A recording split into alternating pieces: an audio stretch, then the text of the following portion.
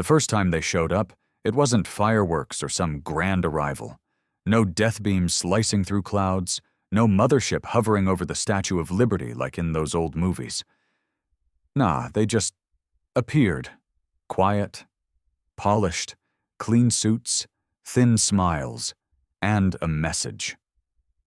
We come in peace. We offer protection. I remember watching it all unfold on a cracked TV at Murphy's Bar. Sound was low, but the subtitles were enough. The alien's face looked vaguely human, eyes a little too large, skin like faded marble. His voice was smooth, like a politician who'd practiced in front of a mirror too long. They called themselves the Virelians, said they'd been watching Earth for centuries, studying us, learning, claiming they wanted to help now because we were entering a critical phase of self-destruction. Nukes, pollution, wars, greed, all the usual sins they liked to toss in our face like we didn't already know. I remember how everyone around me looked, hopeful, dumbstruck, maybe a little relieved, like a beaten dog finally seeing a hand that didn't hold a stick. But not me. I just sipped my warm beer and laughed.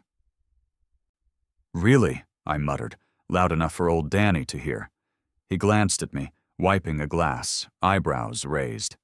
"Come again?" "These bastards," I said, nodding at the screen. "Think we need protecting."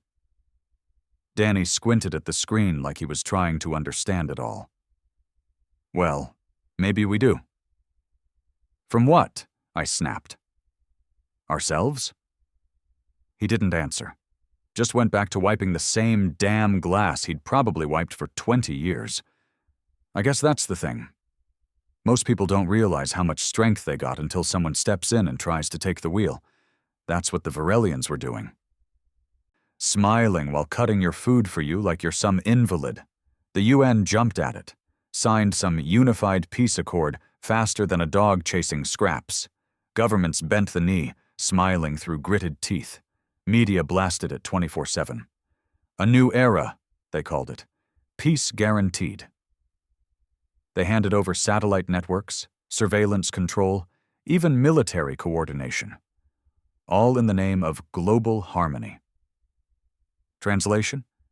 They wanted leash access to every corner of the planet, and humans? We took it. Smiled, nodded, laughed. But we were watching. Men like me. We were waiting. I wasn't a general, not even ex-military. I drove trucks across state lines for a decade, did a couple tours in the sandbox before that, and kept my head low. But I knew people. People who remembered what it felt like to fight. Not for politics or medals, but for freedom. That raw, feral kind. My brother-in-law, Frank, was one of them. He ran a junkyard outside Kansas City, but he had enough parts buried out back to rebuild a Cold War museum. We started gathering, quietly, no posters, no speeches, just conversations in garages, over beers, behind locked barn doors. Call it paranoia. Call it instinct. Because not even a year after the Virelians blessed us with their protection, the cracks showed. Curfews, surveillance optimization, banned literature, religions started disappearing. Firearms? Forget it. They didn't take them, just made ammo near impossible to get. Blackouts started. Cities turned gray. Drones hovered over fields like vultures. And the worst part? Most people still didn't see it. They called it progress. They called it the future. We called it what it was, occupation without bullets. The Virelians didn't need to invade with force. They gave us a leash and watched us clip it around our own necks. But see, they underestimated one thing. Humans aren't fragile because we bleed. We're dangerous because we do. That's why when Frank called me one night, voice low, saying, "It's time," I didn't ask questions. I just grabbed my boots, dusted off the old chest under my floorboards, and drove west. I hit the highway around midnight, the sky above empty except for the soft glow of orbiting Virelian patrol lights. They looked like stars at first, still blinking slow, but if you watched long enough, you'd see the difference. Stars don't move in patterns. Stars don't track you. I drove with the lights off most of the way, half out of habit, half out of paranoia. My truck still had an old diesel block and a scrambled tag that read like a dead registration. No GPS, no satellite ping, just me, the wheel, and an old hunting rifle wrapped in tarp in the back seat. Frank's place sat past a stretch of broken farmland, just where the city lights started dying out. It used to be surrounded by cornfields, but most of that had gone to seed. These days it looked more like a scrapyard married a graveyard and had ugly kids. Rusted metal bones stuck out of the earth like it had been bombed, stripped clean, and forgotten. He met me at the edge of the property. Flashlight blinked twice. "No tails?" he asked. "Not unless they're cloaked," I said, shutting the door quiet. Frank nodded. His beard was longer now and he'd gotten thinner. He looked like he'd aged 10 years in 2. Life under Varelian rule did that. It drained the color out of everything. He motioned toward the old barn. "They're all here. About 20. 20? I raised an eyebrow. "That's it?" He didn't smile. "It's not about numbers anymore. It's about who's ready to bleed." We walked inside, the smell of oil and dust thick in the air. The walls were lined with shelves stacked with scavenged tech, circuit boards, radio parts, welding tools, and scrap metal piled like they meant something, and they did. These weren't just machines. These were pieces of memory, human memory. Before we handed over our teeth. The others turned as I walked in, men mostly, late 30s to early 50s, hard faces and calloused hands. There was a quiet nod exchanged between us all, like we'd been in the same war even if we hadn't. I saw 2 women too, not the TikTok kind, the real kind. Sharp-eyed, no bullshit. They didn't flinch when someone cocked a homemade shotgun behind them. Frank cleared his throat. "This is Connor. He fought in Fallujah, drove rigs during the collapse. He's seen what's coming." I didn't correct him. Didn't need to. Frank continued, pulling a tarp off a crate in the center of the room. Inside sat what looked like a portable reactor, except it wasn't just a battery. It was something else, something alien. "This was pulled from one of their drone cores," he said. "Bastard dropped out of the sky last month near Denver. We picked the wreck clean before the retrieval team showed up." A younger guy in the back whistled low. "Ain't that a death sentence?" Frank grunted. "Only if you get caught." He passed me the data slate. I scrolled through the readings. Varelian tech, compact power cell with layered encryption. Could run a city block or cook a small town if ruptured. "Planning to blow it?" I asked. "No. Plan's bigger." Frank took me around the corner to what looked like a war room. Maps tacked to plywood. Digital overlays projected from a modded Varelian lens hacked into some old Dell hardware. We were looking at Earth, but not the Earth you see on a postcard. This one was color-coded and gridded. Red zones, gray zones, dead zones. "They're soft controlling us," he said. "Not with bullets, with dependency. Food shipments are routed through orbital silos. Power's controlled by SkyGrid. Every hospital runs on alien diagnostics now. You take away their tech, and half the world's on life support." I stared at the map. "So what's the move?" He pointed to a location marked in bold yellow. Grid Nexus Aero 7, southeast Wyoming. Not a city, not even a base, but every drone, satellite, and digital lock reports through there. We bring it down, they lose sight. I laughed. Not because it was funny, because it was suicidal. "You're talking about blinding a species that can wipe continents clean." Frank didn't blink. "They won't kill the herd. Not yet. They still think they can manage us. And if they're wrong," he finally smiled, Then let's give them a reason to be. We spent the next 2 weeks prepping in silence. Daytime was for blending in, working odd jobs, staying off public radar, using burner IDs. At night, we trained. Not military drills. That was the past. This was civil resistance, learning how to move invisible, how to jam frequencies without lighting up sensors, how to build bombs that didn't ping alien sniffers. I bunked in the back of Frank's old tow shop, slept on a cot surrounded by broken car hoods and reeking motor oil. One night, while oiling a modified slug rifle, I heard a quiet voice from behind. "You really think we can win?" I turned to see one of the women, maybe late 30s, tough jaw, burned scar across her cheek. Her name was Nadia, ex-air traffic control before the aliens shut that down and replaced it with orbital AIs. "Not about winning," I said. "It's about reminding them they picked the wrong species." She nodded. "I like that." She sat beside me and picked up a screwdriver, helping me reassemble the breach. "My kid's in one of their education domes in Dallas," she said, voice cold. "Said he wanted to be a pilot. They told him piloting was inefficient, that humans should stick to emotional labor." My hands froze. Emotional labor. That's what we'd been reduced to. Caretakers, entertainers, dependents, everything except free men. "They're training our kids to be pets," she said quietly. I didn't say anything. Didn't need to. 3 nights before the operation, one of ours didn't show up. Marcus, former EMT, smart, fast, loyal, gone. We found his van 2 miles out, door wide open, no blood, just empty. Frank stared at it like a grave. "They're watching closer now." "They already know," I said. "They're just waiting for us to make the first mistake." He didn't answer. We both knew what had to happen. We couldn't delay. Next night, we mobilized.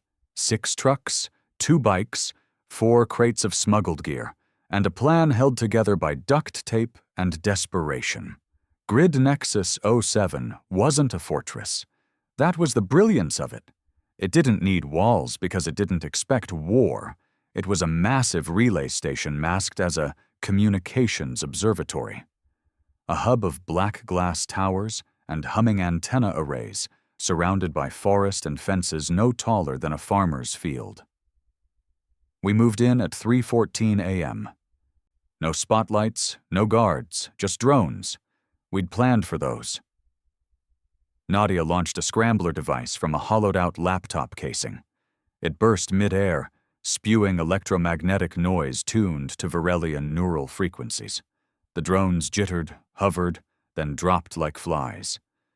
We breached the outer wall in under a minute. No alarms, not the kind we'd hear anyway. I led the charge through the northern gate, rifle ready, eyes peeled. Inside, the air felt wrong, too sterile, like we were inside the lungs of something artificial. The main tower loomed above us, humming like it was alive. We reached the core room just before 3:42.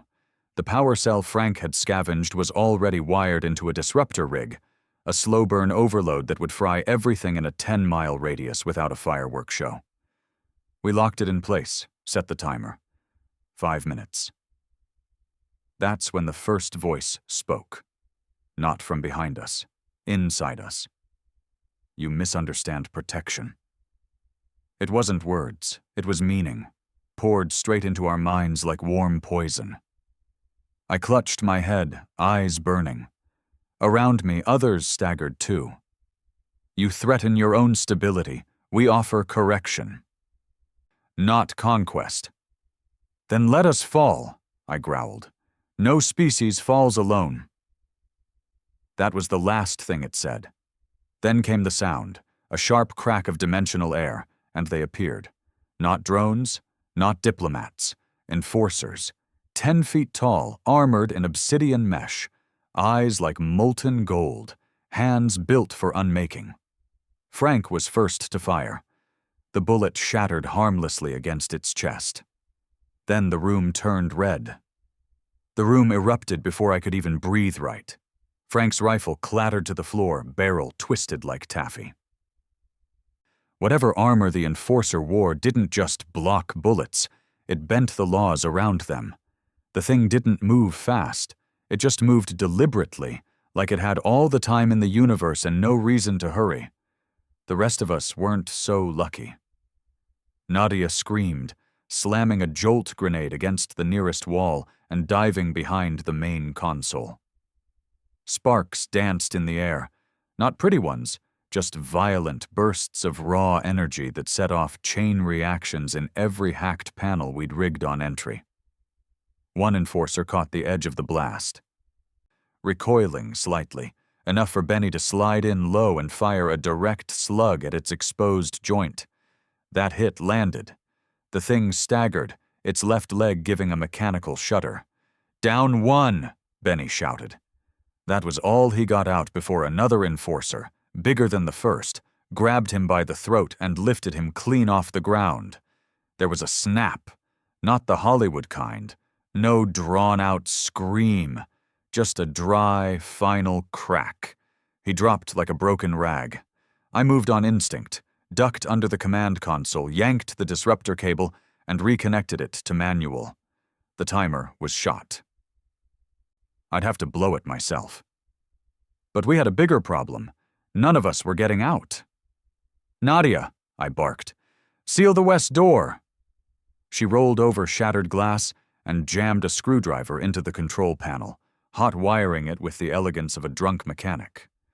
The steel door slammed shut, locking out one enforcer who pounded the other side like a battering ram. 3 were still inside. Frank was pinned under debris, his arm at a wrong angle and blood pouring from his scalp. One of the women, Katya, I think, dragged him back while covering his body with hers like a damn human shield. "We need an exit!" she screamed. "There isn't one!" I snapped. "We finish this here!" I slid across the floor, smoke filling my lungs, and reached the core. The disruptor was humming, not stable. The power cell we stole from the drone was overloading too fast. I had maybe 30 seconds. The enforcers knew it too. One turned toward me, scanning. I could feel its focus.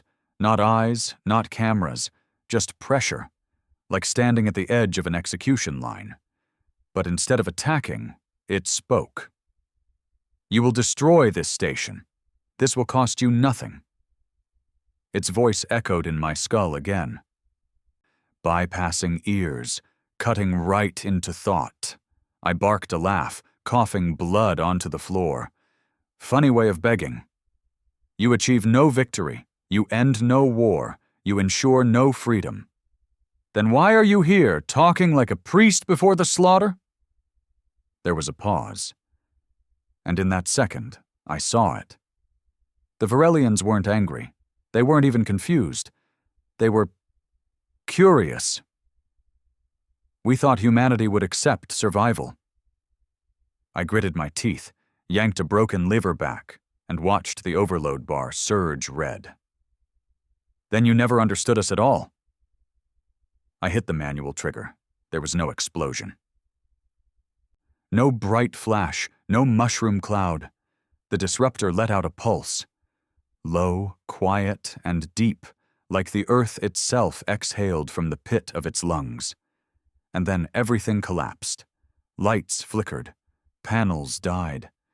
The enforcers twitched, as if someone had jammed a fork into the back of their skulls. One dropped mid-stride, face first into the floor. The others screamed, not with mouths, but with frequency. High, inhuman, their bodies jerked and locked up like broken machines. Then silence. One by one, they went limp. But we didn't cheer, because behind that silence came the siren.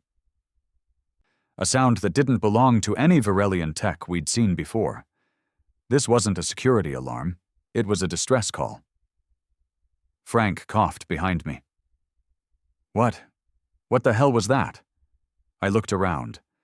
The main core was fried. But the disruptor hadn't been designed to just take out local relay signals. This was bigger. "We just screamed at the galaxy," I said quietly. "Loud and clear."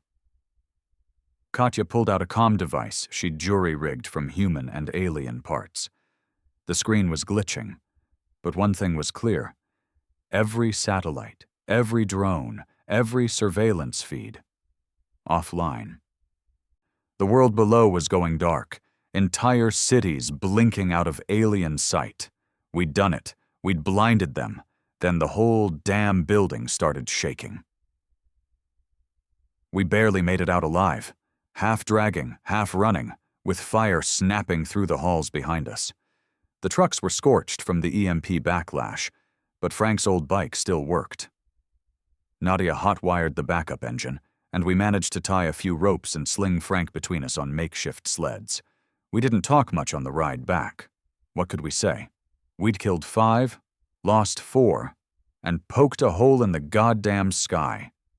But the real war was just starting, because now they knew we were capable of saying no. The days that followed were a blur of chaos. Cities went black. No drones, no updates, no orbital trade deliveries. Hospitals lost alien diagnostic feeds. Governments panicked.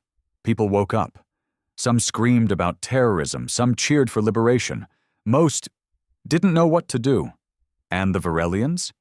They didn't retaliate immediately. No bombs, no speeches, just absence, like they were watching, thinking, the quiet before something worse. Nadia and I held down a temporary shelter near Lakewood, inside a gutted museum that used to hold Civil War relics. Fitting. Frank was still unconscious, his body holding on by a thread. Katya ran comms from the basement, bouncing messages to resistance cells that were starting to form. Not because of us, but because the silence had finally shaken people out of their fog. The leash was gone. And now Earth was looking around like a pit bull off the chain. But there was fear, too, because nobody knew what would come next. Then, 7 days after Grid Nexus fell, they came back. Not Varelians. Humans. From orbit. An entire shuttle, old Earth tech, long abandoned, barely legal under the new peace accords, landed in the Nevada wastes. They weren't civilians. They weren't diplomats. They were men and women who'd left Earth years ago during the first wave of Varelian integration. Scientists, engineers, soldiers, ones who refused the deal and vanished into the stars, off-grid. They called themselves the Earthborne. Their leader was an old warhound named Griggs, long white beard, cybernetic left arm, and the kind of eyes that made kids shut up without being told. "You dumb bastards," he said when he first saw me. I looked him in the eye. "We woke them up." He smiled, but it wasn't joy, it was respect. "No, son. You reminded them what humans really are." He brought news, bad news. The Varelians hadn't just come to Earth. They'd done this before. 10 other species, 10 other planets. Same method. Peace, protection, slow pacification. Strip identity. Kill resistance with comfort. Turn civilizations into dependent, compliant pets. Earth was the first to snap the leash. That disruptor blast hadn't just blinded the local grid. It had sent a ripple, a challenge, and now the real Varelians were coming. Not diplomats, not enforcers, the ones who handled extinction. "They're sending Judgment-class ships," Griggs said, "not to negotiate, to erase." I clenched my fists. So what do we do? Griggs looked out at the dark horizon, the glow of distant cities slowly lighting back up without alien control. "We remind them again," he said, "that Earth doesn't go quietly. We didn't sleep much after Griggs landed. He brought tech we'd only dreamed about. Cold-forged weapons fused from deep-orbit scrap, soundless engines, field scramblers that could hide a bunker beneath a farm. But more than that, he brought truth. Hard, bitter, and worse than we'd feared. The Varelians weren't just a species, they were a process, a system wrapped in flesh and metal, designed to make civilizations vanish quietly, not with fire, with shame, with obedience, with empty comfort that rotted the spine. They came, studied, offered peace. If peace didn't work, they altered the genes, the minds, took what made you you and replaced it with calm, productive servitude. They did it to the Ricari, Griggs said, unfolding a star map. Brilliant species, artisans, gone in 2 generations. Now they paint Varelian temples with colors approved by their overseers. He tapped another blinking dot. The Gorians used to be warriors, had entire continents of living steel. Now they file reports and apologize before they speak. I leaned over the map. Why didn't anyone fight back? They did, Griggs said grimly, and the Varelians made sure no one ever remembered them. He locked eyes with me. But humans were too loud, too angry, too damn stubborn. That's why we were dangerous, not because we were smart, but because we wouldn't stop. The next move wasn't military, it was psychological. We had 3 days before the Judgment Fleet hit Earth's upper atmosphere, 3 days before the Varelians brought out whatever they'd been keeping in their galactic back pocket. Not bombs, not soldiers. Something worse. Memory scrubbers, neural resets, atmospheric dampeners that changed how humans felt about resistance, turned rage into confusion, turned fight into fog. It wouldn't hit like fire. It would come like a dream, and we'd never wake up. We had 1 shot. Griggs had access to a prototype beacon, something built decades ago, back when humans still had control of their own orbit. It could send a single pulse, not like the disruptor that fried grid nexus. This was sharper, targeted. It could embed a message into the very consciousness of a species. What kind of message? I asked. Griggs grinned, teeth yellow and ugly. Pain. We'd send it straight into the core hive relay of the incoming fleet, not to destroy it, but to remind it what we are, what we do when cornered, what we become when you try to tame us. But we had to launch it from orbit. And Earth's last free launchpad was buried under 70 feet of sand in what used to be Western Australia. Nadia didn't hesitate. I'll fly it. She didn't ask, didn't blink. She just decided. She wasn't military. She wasn't trained. She was human. That was enough.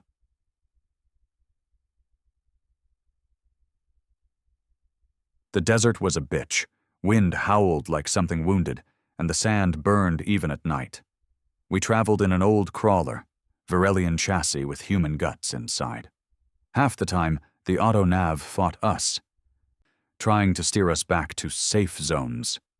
I ended up ripping it out and driving by dead sun compasses and cracked maps. Nadia rode beside me, quiet, focused. You scared? I asked once, halfway through a sandstorm. No, she said, watching the dust spiral like a tornado outside the window. Liar. She finally looked at me. I'm terrified. That's why I'm going. The launchpad was buried, but Griggs had coordinates. Took us 5 hours of digging before we hit the top hatch. It hissed open like something waking from the grave. The smell of old oil and metal hit us like a memory. We descended into a tomb of forgotten defiance. Rust-colored walls, screens flickering with ghost data, and at the center, the launch system, primitive by Varelian standards, but still intact, human-made, unpredictable, dangerous, perfect. It took 12 hours to load the payload. Griggs worked with Katya, rerouting power lines and overriding the Varelian scramblers still sniffing for launch signals. The beacon, nicknamed God's Thorn, was a small cylinder, glowing faintly with dark red pulses. Inside it was a symphony of pain. Battle footage, dying screams, historical atrocities, memories of betrayal, Loss, vengeance, the worst of us, the part of humanity that never forgets. It was a warning wrapped in blood. "You sure this doesn't wipe out our own?" I asked. Griggs nodded. "It only sings to the Varelian frequency. Their kind of memory runs through harmony. This is disharmony. Raw, ugly, human." We strapped it into the pod. Nadia climbed into the pilot seat, slipping on the visor with shaking hands. I leaned in, gripping her arm. "Come back." She smiled, tired, sharp, and sad. Not the point. The launch punched the sky open at dawn. Fire lit the horizon, sand curled back in screaming waves, and the ship tore through the clouds like a middle finger to the stars. We watched it vanish, then we waited, and waited. An hour passed, then the sky changed. It didn't explode, it didn't burn, it just stopped. Everything. Clouds froze mid-drift. Birds hung in the air like puppets with cut strings. Even the wind held its breath. Then the scream came. It wasn't from the ground. It came from space. Every Varelian ship, every drone, every echo of their tech across the planet started screaming. Not with sound, but with signal. Glitches. Static. Shrieks of corrupted harmony. The message had landed. God's Thorn had been heard. And the aliens? They weren't gods. They were listening. Griggs didn't say a word. He just looked up, nodded once, and walked back inside to prep for retaliation. Because we knew it wasn't over. Not by a long shot. The Varelians had a choice now. They could leave, cut their losses, or they could bring the hammer down. And knowing them, they'd bring the hammer. But now they knew something else. Earth bleeds. But it doesn't beg. 3 hours after launch, we picked up the signal. Nadia's voice, static-wrapped, weak, but there. Payload delivered, ship damaged, low orbit, no control. I grabbed the receiver, knuckles white. "Nadia, do you read? We're tracking you. We'll find a way to bring you down." A pause. Then her voice again, soft. "No time. Too many eyes.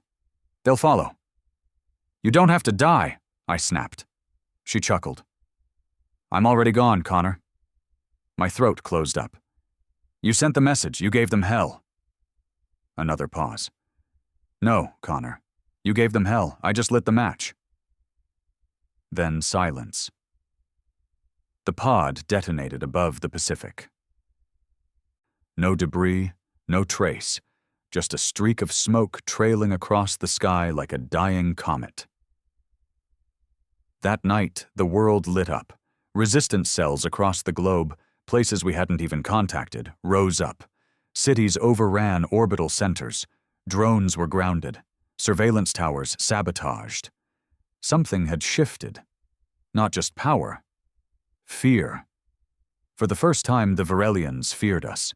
They realized we weren't a project. We were a problem. One they couldn't predict, couldn't leash, couldn't tame. The Judgment Fleet turned, didn't land, didn't retaliate. They pulled back. Not in defeat, but in calculation, because now they had to rewrite everything they thought they knew about humans.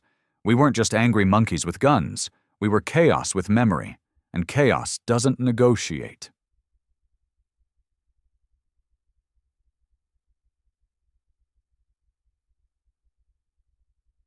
I stood on a ridge the next morning, wind brushing through my hair, watching a group of kids run across an open field that had once been locked behind a Varelian re-education center. Frank was beside me, cast on one leg, bruises still fresh. "She saved the world," he said. "No," I replied, voice low. "She reminded it how to fight." He nodded slowly. Behind us, smoke still rose from burning outposts. The cleanup would take years, maybe generations. But it didn't matter, because for the first time in decades, Earth belonged to humans again. Not because someone gave it back, but because we took it. The galaxy will remember this day, not because we destroyed them, but because we refused to be saved. The silence after the fleet withdrew didn't feel like relief. It felt like a storm holding its breath. And in that silence, something ugly began to crawl up from the cracks we thought we'd sealed. Frank and I were in New Colorado, used to be Denver, before half the towers fell in the riots. Resistance banners still fluttered over crumbled statues. Kids ran barefoot through fields that used to be policed by floating drones. It looked like peace. But every man who's seen combat knows, peace isn't the absence of gunfire. It's the buildup. Katya was the one who spotted the first signs. We were patching a transmitter near an old Varelian depot, trying to bring the last of the blackout zones back online when she heard something over the shortwave. A call. Looping. Coded. HSS rising. Orders remain. Long live the Shepherd Protocol. I frowned. That's not Varelian. She looked at me, pale. No, it's ours. The Shepherd Protocol. The last-ditch security override installed by the unified human governance during the integration period. A quiet, backdoor failsafe in case contact with the Varelians failed and Earth collapsed. It was designed to re-establish control. But not for the people, for the collaborators.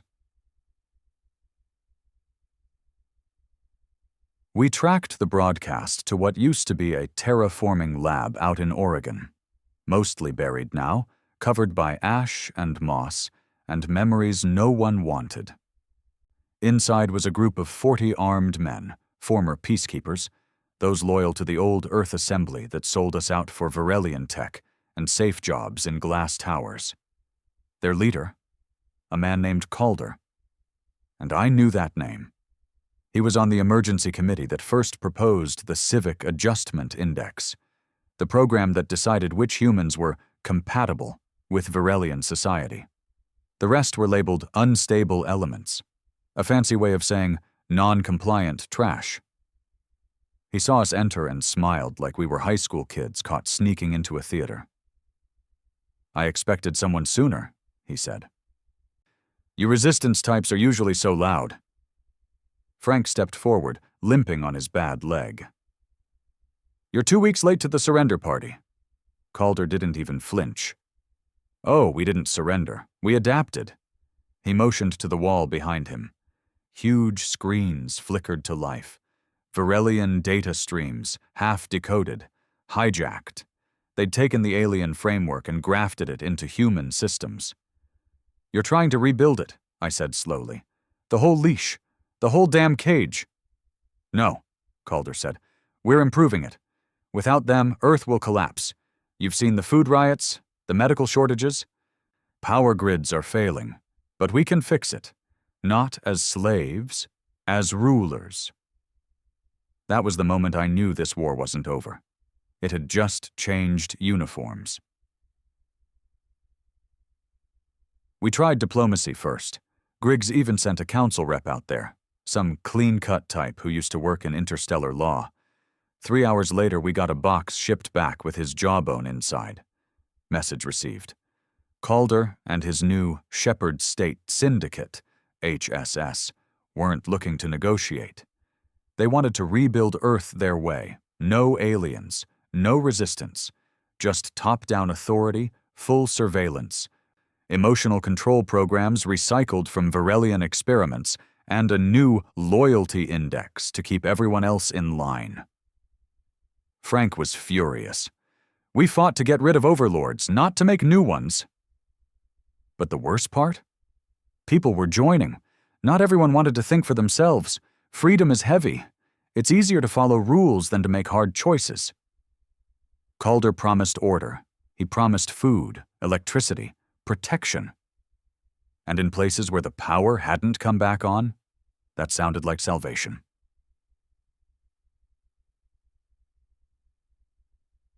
We needed a win. Fast. Griggs said there was one last active Varelian satellite still circling. Old, disconnected, mostly silent, but packed with backup data. Information on the Shepherd Protocol, encrypted Varelian files, and maybe even footage proving who sold out humanity in the first place. It was drifting over the North Arctic expanse, one of the dead zones where weather and magnetic interference made flying nearly impossible. We'd need a crew, a ship, and a death wish. I knew just the guy.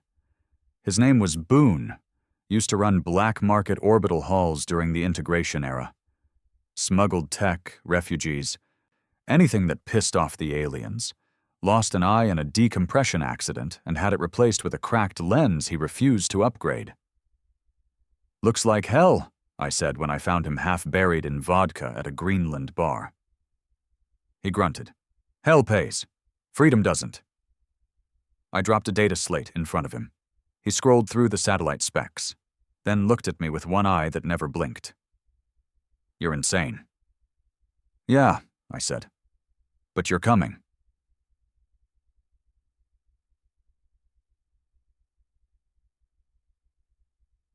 We launched from an abandoned cargo hub outside Anchorage. Boon's ship was barely holding together, half-welded panels, mismatched engines, control systems held together with copper wire and spite. We called her the Hollow Crown. Boon grinned. "She leaks oxygen and shakes like a fever dream, but she flies." Nadia would have loved this wreck. That thought hit me hard as we broke atmosphere, watching the Earth fade below. We reached the satellite 6 hours later. It drifted like a tomb. No lights, no defenses, just dead silence. Boon kept the engines hot while I spacewalked across the hull, magnetic boots clanking with every step. I felt the void behind me like a hand on my neck. I cracked the seal and crawled inside. The smell hit me first. Not rot, not decay. Memory. Screens still flickered inside. Logs, records, transmissions, everything. I downloaded it all. Took 2 minutes. But I didn't leave right away. I stared at one log in particular, an image file.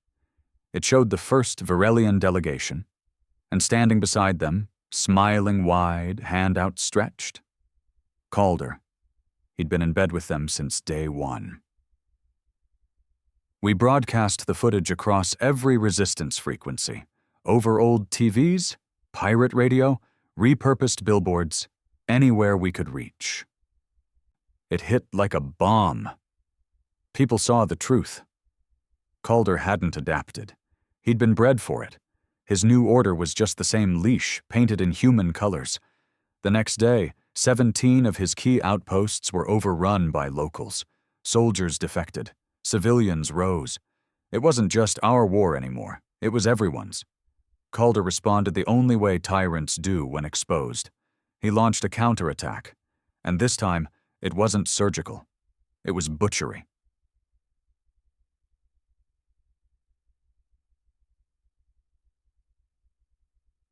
The Battle of New Colorado broke out 2 days later. Thousands dead, burned-out buildings, streets littered with bodies. It was the ugliest fight since the fall of the grid. But we held. We broke them. Not with tech, not with strategy, with fire, with stubbornness, with the kind of rage you only earn when you've been lied to your whole life. Calder escaped. But his empire? Cracked. His voice faded. And Earth? Started breathing again. Not all at once, but enough. We burned his banners, tore down his signal towers, and then we waited for the next threat. Because it's never over. The aliens may come back, another tyrant may rise, but this time Earth's awake. This time, we're not waiting to be saved. We're not hoping for peace. We're preparing for war, the kind that doesn't end in surrender. The kind that ends with no leash left to clip. 3 weeks after the Battle of New Colorado, the air still smelled like scorched metal and guilt. We buried the bodies behind a shattered church that used to be a peace center during the integration era. The irony didn't help. Frank stood beside me, limping worse than usual, one arm still in a sling. He didn't say much, none of us did. What do you say when victory cost you everything except your soul? Griggs held a makeshift meeting 2 nights later in the wreckage of the old Denver Municipal Building. Just a table, some folding chairs, and too many eyes that had seen too much. No uniforms, no flags, just survivors. There were voices from every major resistance cell: South African rebels, Siberian rogue squads, urban scavengers from Tokyo, farmers from Argentina who'd been building their own militia out of tractor engines and homemade weapons. It wasn't global leadership. It was the only thing left. I didn't want to be there. But Frank told me something I couldn't ignore. People don't just need to fight, they need something to fight for. And somehow, that meant me.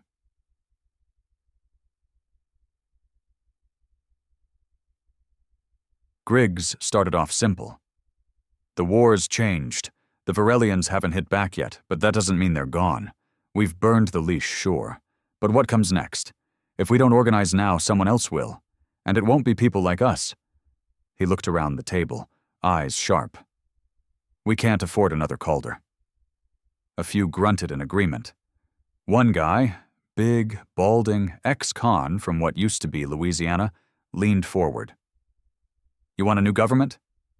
No, I cut in, surprising myself. I looked around the room. We don't need rulers, we need defenders. Earth isn't ready for politics. It's still bleeding. But what we can do is build something that protects what's left. A line in the sand. Not control, accountability. A woman from what used to be Egypt, tough voice, deep scars on her hands, nodded slowly. You want a shield, not a crown. Exactly, I said. A shield that answers to the people. Decentralized, hard to infiltrate, built from dirt and blood, not handshakes and PR. We all knew what I was really talking about. The Sentinel Network. It started as a whisper back when the first cities fell, an idea more than a plan. Keep your zone clean. Watch the sky. Protect your own. But now it had to be real. We set up HQ in the Black Hills, old territory, deep cave systems, low satellite exposure, the kind of place no one looked anymore. We ran everything by hand, shortwave comms, human couriers, encryption done on paper. Trust wasn't digital now. It was face-to-face and earned through scars. Our first mission wasn't about fighting. It was about clearing the rot. You see, Calder's HSS might have fallen, but the infection he left behind didn't die easy. All over the world, splinter cells popped up. Tiny cults of order, worshippers of structure. Some wore masks. Some quoted alien doctrine with human tweaks. Some claimed Calder would return like a messiah. It was pathetic and dangerous. The first nest we found was in the ruins of Prague. Called themselves the Pure Cycle. Said the Varelians had been misunderstood. That peace through control wasn't slavery. It was evolution. They were kidnapping orphans. Hooking them into makeshift neural interfaces built from broken alien tech, trying to harmonize them into better humans. The kids didn't scream anymore. That was worse than screaming. We stormed the place with 8 sentinels. Breach charges. No speeches, no warnings. We burned it to ash. One of the kids, a girl named Lina, maybe 12, didn't speak for the first 5 days after we pulled her out. When she did, all she said was, "They wanted us to forget who we were." We didn't let her.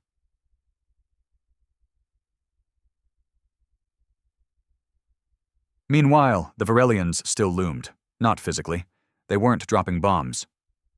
But they were watching. Always watching. Griggs said the withdrawal wasn't fear.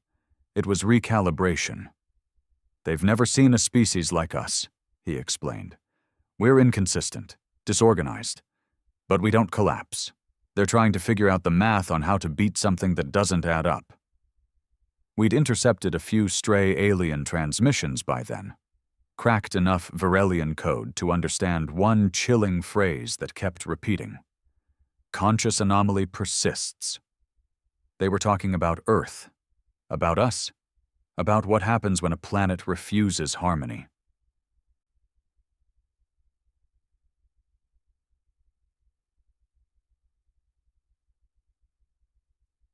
And then came the bombshell, a transmission out of what used to be Nevada. Encrypted human code buried beneath static. It took us 3 days to decode. When we did, we stared at the screen for 10 minutes straight. It was Nadia's voice. Fragmented, barely intact, but her. Not dead. Orbiting drift. Pod intercepted. Humans. Modified. Others survived. Earth must know. They're coming. But not Varelians. Worse. The file ended in corrupted data. Boon punched the wall hard enough to bloody his knuckles. "Hell," he muttered. "She's alive." Griggs nodded. "And she just warned us." Here's the thing no one wanted to admit. The Varelians weren't the top of the food chain. They were middle managers, enforcers of a bigger empire, and whatever they answered to, whatever Nadia saw out there, was still on its way. We didn't even know what it was. We just knew one thing. It wasn't coming to protect Earth. It was coming to finish the job.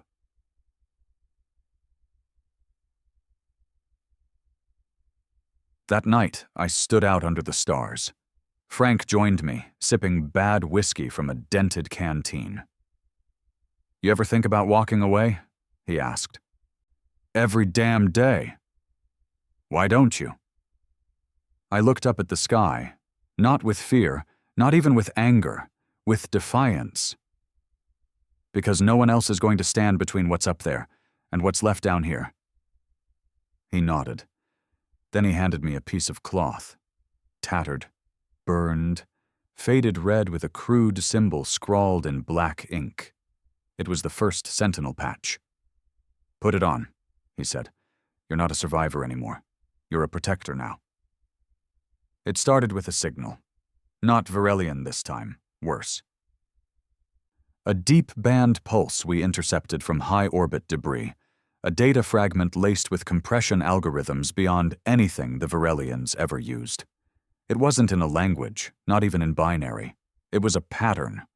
One meant to bypass translation and crawl into the nervous system. We called it the Howl. First guy who tried decoding it started bleeding from the nose in under 2 minutes. Second guy passed out cold. Third had seizures before we even knew he was hearing it. It wasn't communication. It was conditioning. Designed to prep a species for acceptance. Griggs was the one who said it out loud. "This is the curtain raiser. What's coming next won't ask. It'll reformat." Nadia's last message had given us coordinates, starfield alignment, likely the last position of her damaged pod before it dropped out of Varelian tracking range. Somewhere near the edge of the Kuiper belt. Boon, still furious, still bleeding into his gloves every time he punched something, was the first to volunteer. "We're going out there," he said. "If she's alive, we bring her home." "And if she's not?" Frank asked. "Then we find what took her," Boon growled, "and we kill it." We spent 4 days building the vessel. This wasn't a scout trip. It was war prep. A slow, silent crawl across the void. We modded the hollow crown with scavenged alien stealth tech, compressed human cryopods, and an experimental fusion drive Griggs's team barely understood. Boon named her the Red Echo. Fitting. Because whatever we found out there, it was echoing back to Earth already. And it wasn't whispering. It was screaming.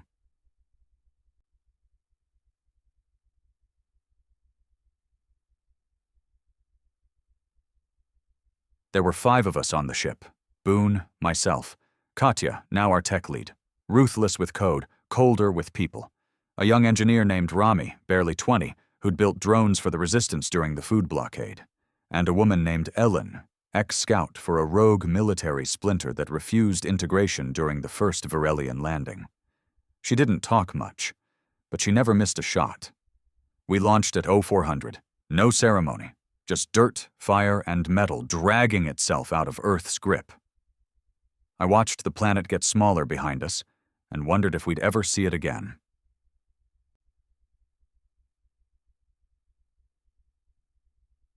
The journey out took 3 weeks in suspended stasis. Cold, empty, dreamless. When we woke, Katya had to shake frost off the data console with her bare hands. Boon's breath came in clouds, and Rami was puking into a bag within 5 minutes. I strapped in and looked at the nav. There it was. Dead center. A faint metallic blip spinning on a slow trajectory through nothingness. Nadia's pod. We approached slow, silent, every inch of the hull wrapped in signal-canceling foam.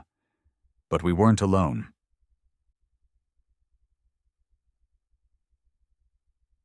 They looked like asteroids at first, black rock formations drifting near the pod, but they moved in patterns, geometric, deliberate. Katya scanned them, and her voice dropped 2 octaves. "Those aren't ships," she said. "They're living." The scanners picked up biosignatures laced with artificial code. Not machines, not life. Hybrids, grown for deep space. Mindless, maybe, or worse, linked to something else. Boon narrowed his one good eye.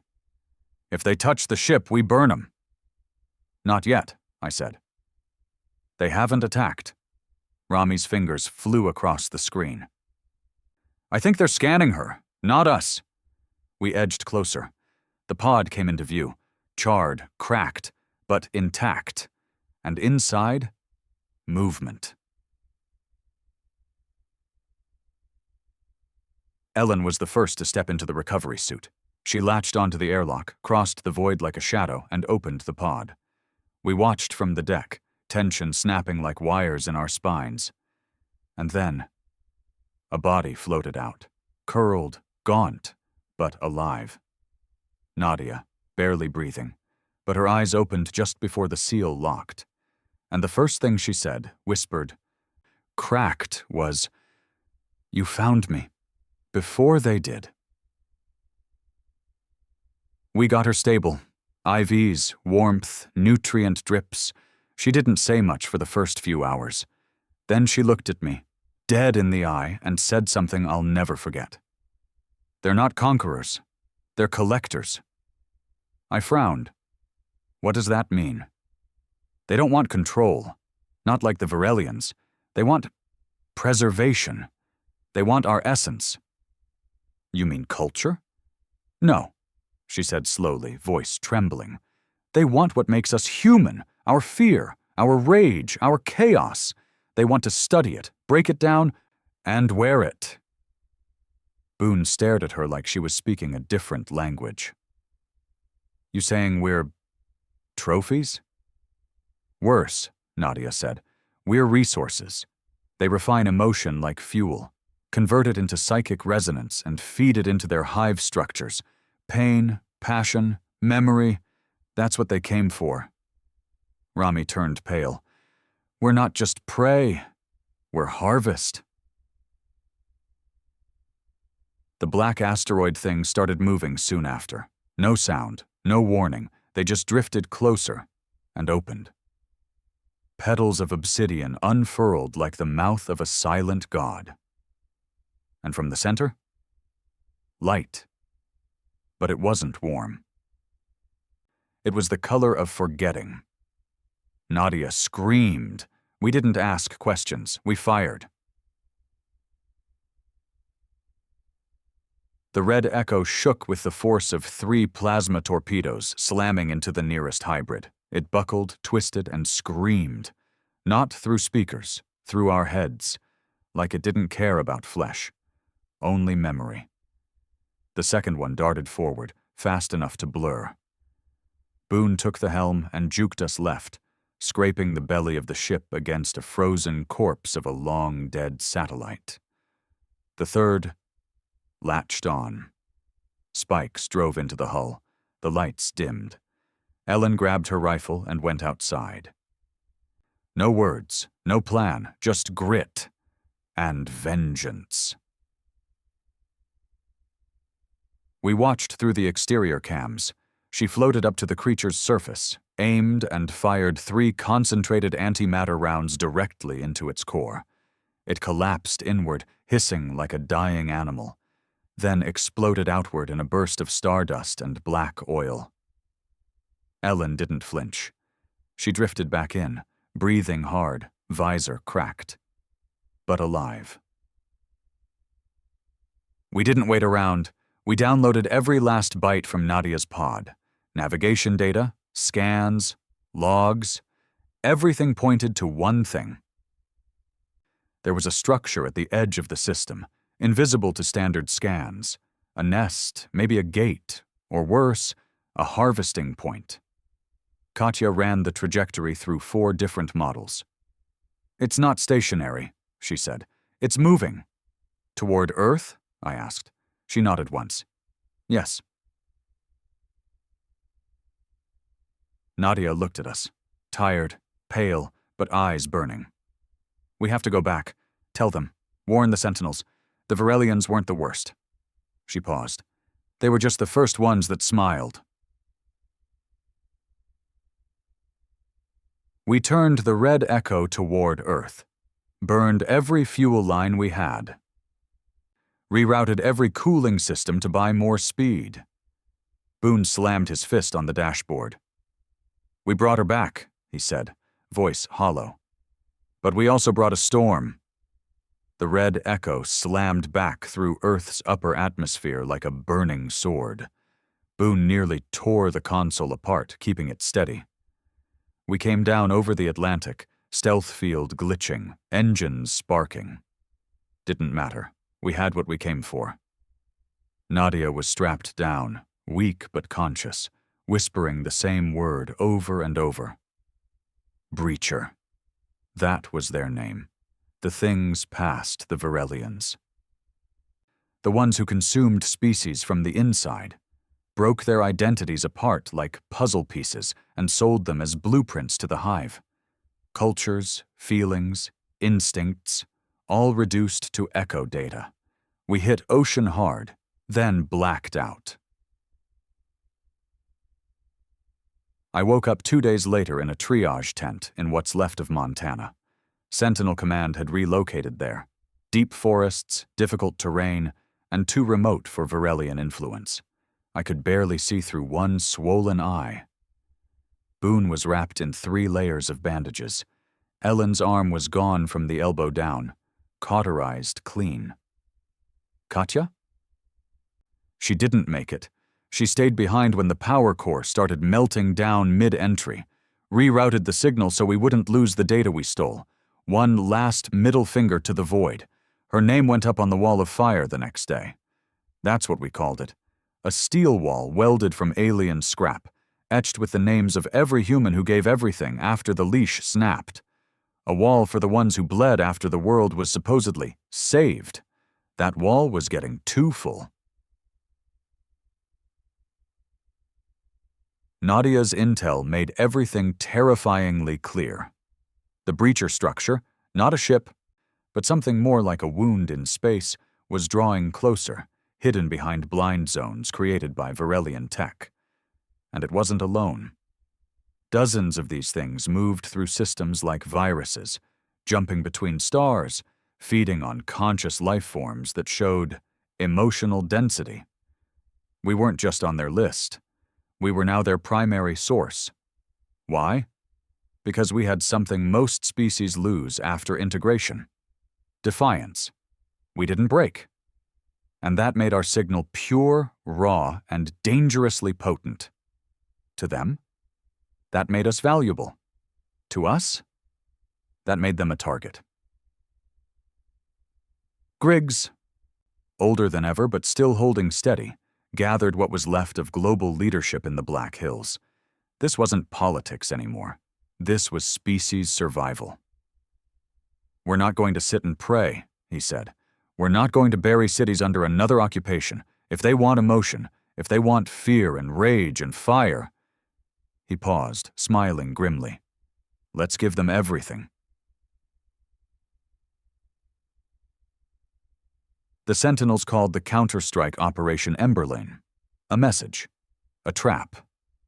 We would broadcast a falsified distress signal, a perfect loop of fear and desperation, mimicking an entire continent in collapse, a beacon for breachers to descend on, and while they swarmed the source, we'd send in the nail, a custom-built payload, containing not nuclear warheads, not EMPs, but something worse, a raw feed of human violence, all of it, every battle, every atrocity, every rebellion, from the trenches of World War I to the back alleys of New Colorado, digitized, amplified, saturated, a scream they couldn't digest, because if they fed on emotion, we'd feed them the poison we've lived through.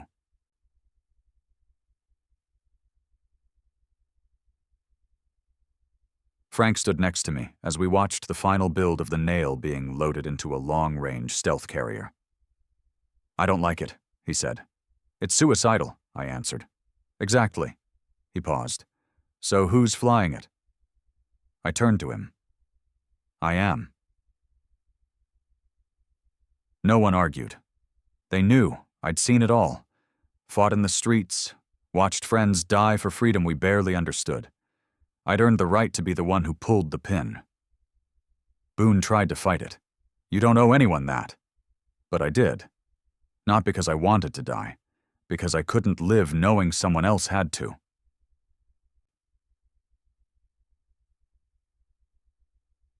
The flight out was quiet. No music, no comms, just the stars and my thoughts. The carrier coasted toward the edge of the system, aimed right at the incoming breacher gateway. The false signal had worked. The hive structure was pulsing now, dozens of black tendrils flickering in and out of dimensions we couldn't even measure. They looked like massive floating spider lilies, each petal a frequency. They weren't creatures. They were concepts, ideas wrapped in physical code. And they were opening. The nail's core was armed. Timer set. 5 minutes. I recorded one final message. Not for the world, for the stars. You came to harvest us. You thought we were just emotion you could mine, that our fear made us weak. But you didn't understand what fear creates. It creates resolve, fury, brotherhood, defiance. You want to remember us?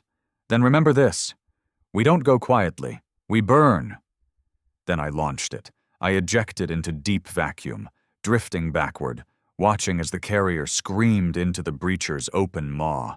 And then, the light, not fire, not sound, just pure emotion, digitized, weaponized, unleashed.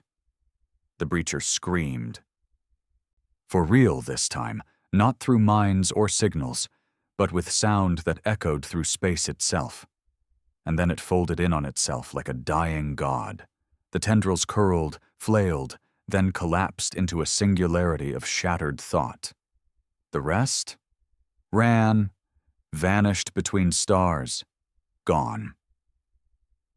The fallout reached Earth 27 hours later. Not radiation, not debris, but a pulse. It knocked out half the surviving alien tech, disabled remaining drones, purged orbit of Virelian leftovers. But it did something else too. It cut the breacher signal, for good. Earth was dark to them now. Silent, invisible. We weren't a harvest anymore. We were a warning. I floated for 3 more hours before the pickup crew found me. Frozen fingers, no oxygen, but alive. Frank hugged me when I landed, tears in his eyes. "You stubborn son of a bitch." Boon just grunted. "Next round's on you." Nadia placed her hand on my chest and said, "They'll tell this story in galaxies that never knew fear." I looked at her. "No," I said.